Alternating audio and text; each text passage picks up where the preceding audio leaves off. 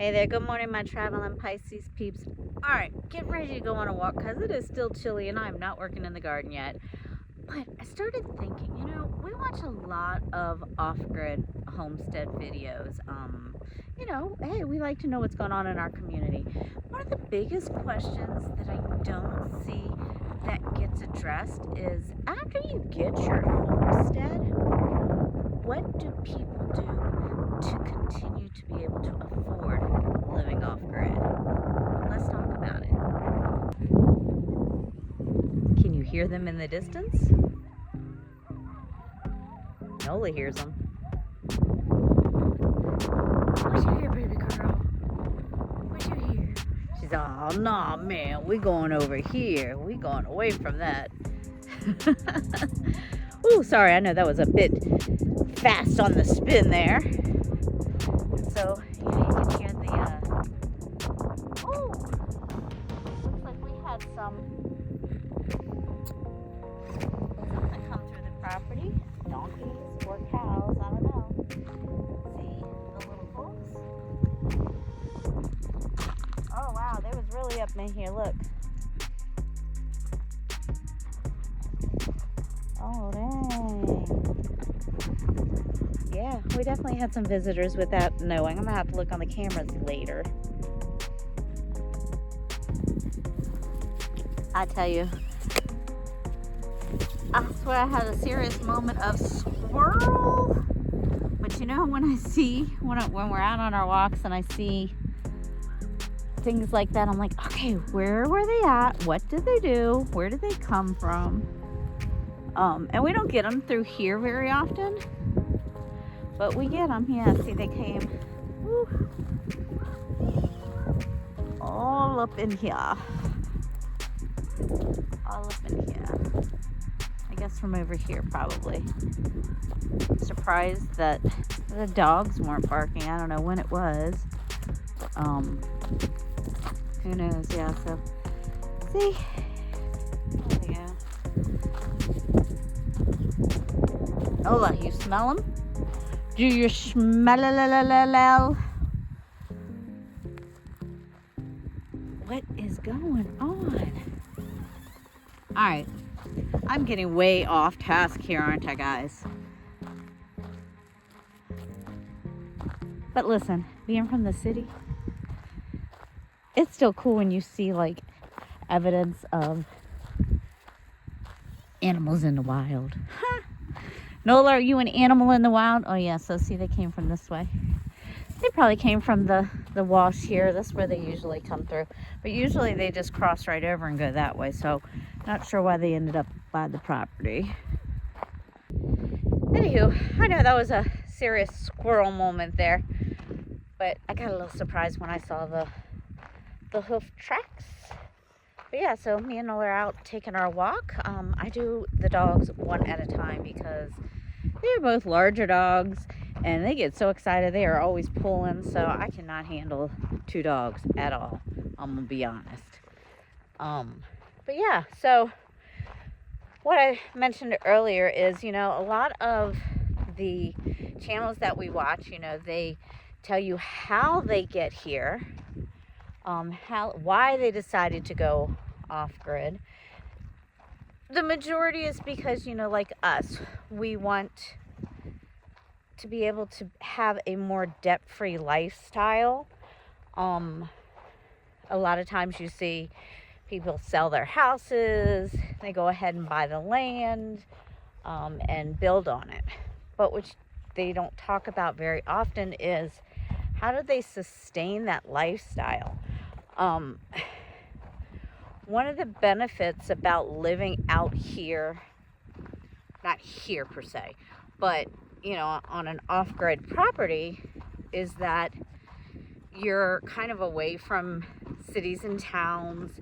You don't really have neighbors. I mean, we've shown you before, guys. We've got one neighbor about 2 acres away, and then there's nothing. Uh-oh, uh-oh, uh-oh, uh-oh, hold on.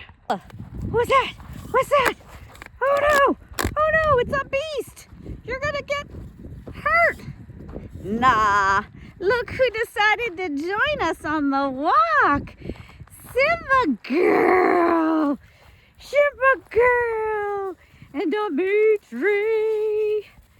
He must have seen me come out, decided to join us because he knows I can't walk both at the same time. Hey, did you see the hoofs? The hoof prints? It was either cows or donkeys up in the driveway. See, Bella was protecting you. She barked. I know. Who it was. I know. I was like, what's she barking at? Because we had just heard either, I don't know, coyotes or wolves. I can't never tell if they're coyotes or wolves. We've got both, so who knows. Simba, you coming on a walk with us? Come on, girl. All right, so we're back from our walk. The girls wanted to play and explore, so we wanted to give them the time on their walk that they deserve. Look at Simba back there. She's scratching. She's a scratching girl, huh? Did you have a good walk, Simba? You have a good walk?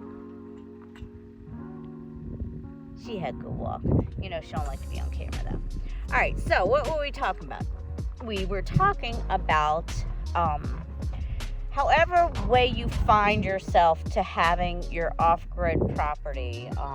You know, once you buy the land and you get your buildings put up, you know, your septic, all the big expensive upfront costs.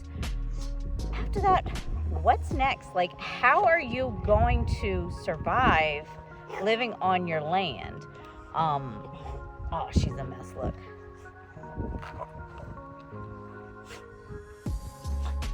She needed her back scratched. What you doing, Simba girl? Does that feel good? Does that feel good? Huh? Yes, I know. Oh my gosh. And you guys wonder why I put the daggone bathtub in. That is exactly why. Because these dogs get dirty. Dirty, dirty, dirty. Where you going, girl? All right, so she's off. So yeah, so however you get here, you know, you sold your house, you saved up money, you bought it little by little, you're finally on your land, you're living on your land, whether it's in an RV, a tiny house, a yurt, whatever. How are you going to afford living long term? One of the biggest cons about living like we do off-grid away from town is that number one, if there's smaller towns out there, it's more difficult to find jobs. Here comes the other one. Mommy, what are we doing? What are we doing? So that's one of the things you really need to consider before you even buy that land, and deciding where you're going to buy land at is, in the long term, how are you going to pay for everything? And quite honestly, I think that is one of the biggest things that you need to consider before you even buy your land. Because if you sell a house, that's great. You're going to have a nice lump sum in the bank. But all the things that you end up having to pay for your off-grid property, that money goes fast. And then where you're going to be, you're going to have this property, and then you're going to be struggling with how are you going to live the rest of your life comfortably. I mean, come on. You don't want to live out here off-grid and not be comfortable. And I know a lot of people say, oh, well, you can just do YouTube and you'll get money that way, because, you know, these YouTubers, they've got hundreds of thousands of views, you know, the really big channels. That's great, but from a YouTube point of view, and yes, we are a smaller channel right now. Hopefully, you know, we'll get a little bigger. But even these large channels, they don't pay enough to sustain living off-grid comfortably. At least that's my perspective.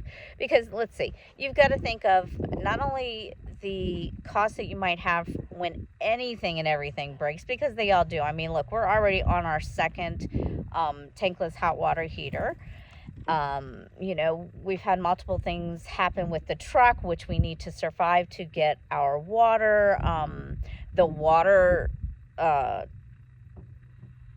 place that we get our water from, it's down again. I know you guys hear us talking about that all the time. Then you've got costs of like, medical issues. Yes, we're growing a garden, but that's not going to sustain us until we get great at it. And who's to say that we are going to get great at it? So, you've got food costs. There's so many things that you're still going to have to pay for. Oh, here's a big one. You see a lot of the off-grid homesteads, they're buying huge amount of acres, 20, 40, 60 acres, which is great. They're getting great deals on them. But long term, you have to consider, what are the taxes, the property taxes going to be like to pay for that land? How are you going to pay for that? And, a lot of the counties, because they're unincorporated and they're like us, the property taxes are very low. Well, hello there. He just did his cameo.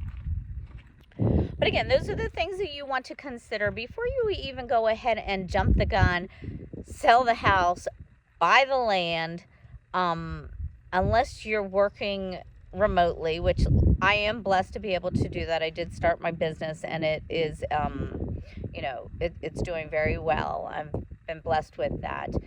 But like Aaron still works full time. You see, he leaves out early in the morning, and he gets home about 3 or 4, which is great because he's able to get stuff done on the property before it gets dark out.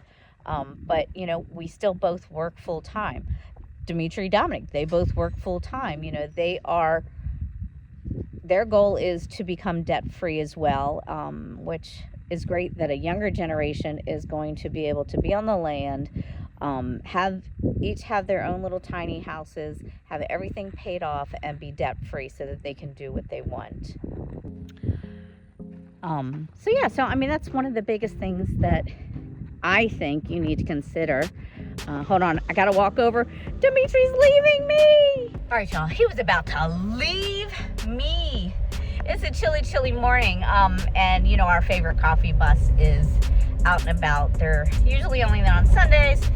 Today they're there on Saturday, so we're gonna head down the road real quick to get some coffee. Yeah, I know, it's a little bougie, but that coffee is so good. We're coming to see y'all.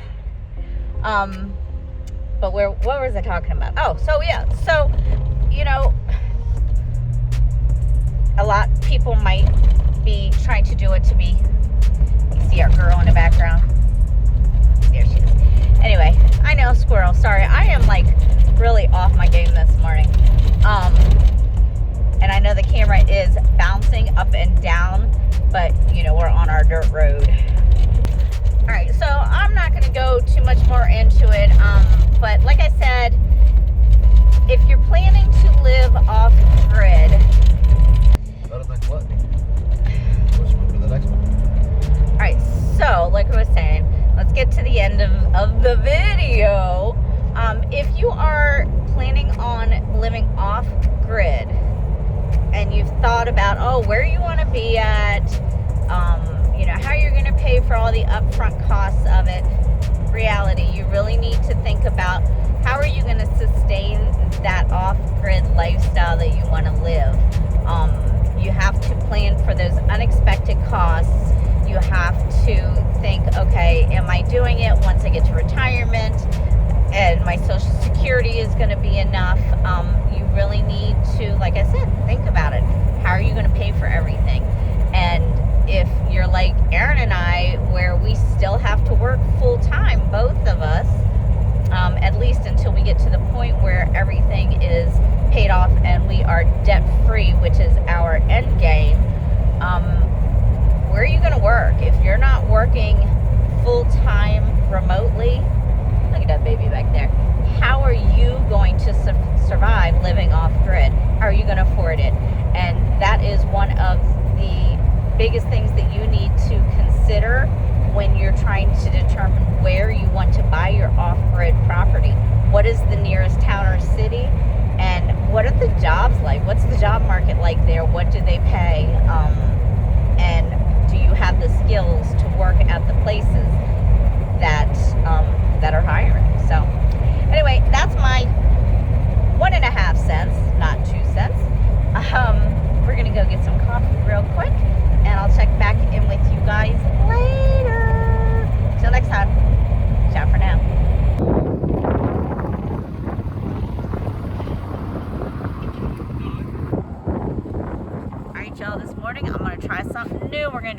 got Veal Street Mocha, Cold Brew Milk, White Chocolate Caramel, and Vanilla. Yum! I think that's gonna hit the spot. It's a little chilly out today. Yeah.